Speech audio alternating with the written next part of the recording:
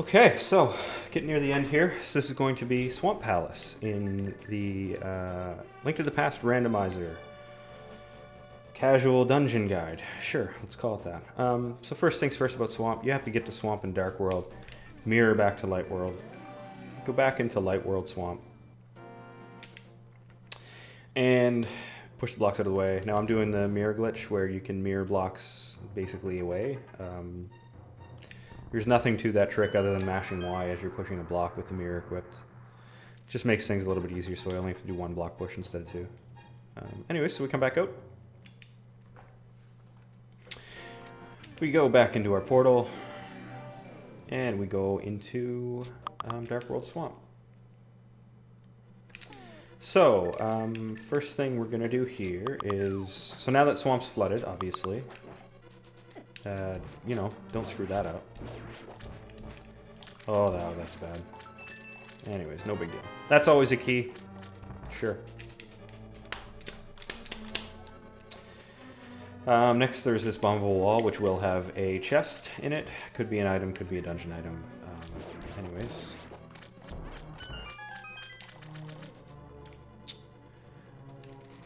Gotcha. Okay, it's an item. From here, you just want to go grab the bottom pot, which has your key to get through this door. Obviously, get lit up by that because that's, you know, necessary. This is showing us kind of a trick, not a trick, this is showing us a concept where we're basically getting a pot with a key under it in a room that we will then flood. Literally the next room over, I think next room over, has the same concept. No, it's 2 rooms over. Has the same concept, but it's not in the... It's not in a sequence where it forces you to go into the pot room first. It basically puts the switch room first, and you very seriously do run the risk, unless you've been in here before, of flooding that room before you get the key. That's not great. So, anyways, just be aware of that. We come back into, or we come into the main room here. We hookshot across and we can get a key. Obviously, there's big chest if you have the big key on you, which I don't. Come into the south room. Loop around here. I know this is a heart, so I'm going to grab it. And we'll go up, push this block, grab our second item. Alright, neat. 2 down. So from here you can do one of 2 things. You can completely ignore left side if you want. Some people do that. It saves a fair amount of time. So if you say from this point here, I'm actually wasting time, you can just see how much time is actually consumed by doing left side. The alternative is to not do left side and then go straight north of big chest. This is the second room where I have to grab this pot first. As you can see, I went into that previous room and I only hit the switch, I didn't push the lever. I then came south. I'm going back up into that room. I'm now going to push the lever. And I'm deliberately going to hit the switch again on my way out, causing me to have to take the long way around. But you can see here, had I not grabbed that pot, then I would never be able to grab that pot unless I exited Swamp and then basically came back in to reflood it. Or sorry, exited Swamp, went back to Light World, yada yada yada. Big time waste if you don't get that key. Anyway, so we come back around. Again, still wasting time by doing left side. We come back around.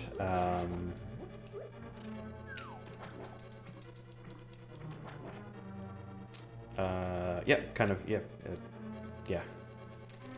Shoot. We jump down. We push these blocks.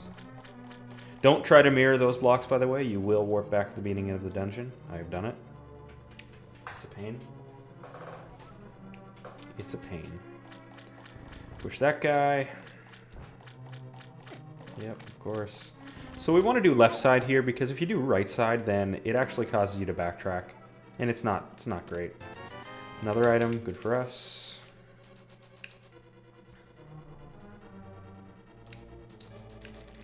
And another item. So from here I can mirror back. Again, I'm still wasting time by doing left side. So all of this is left side time waste.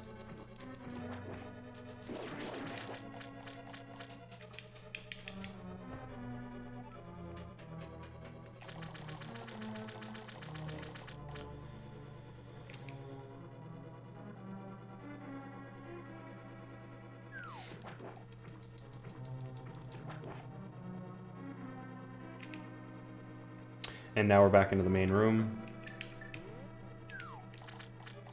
And now we're caught up to where we're no longer wasting time. So all of that time in between there was just throwaway. Having said that, so if you're in go mode, just never do left side. It's not worth the time.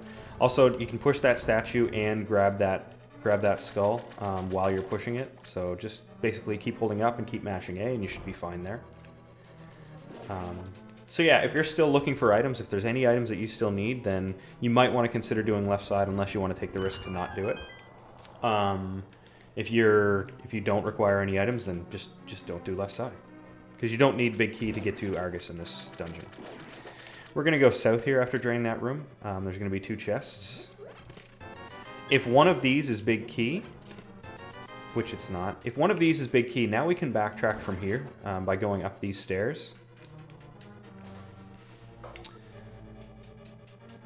So there's a bit of a bug there.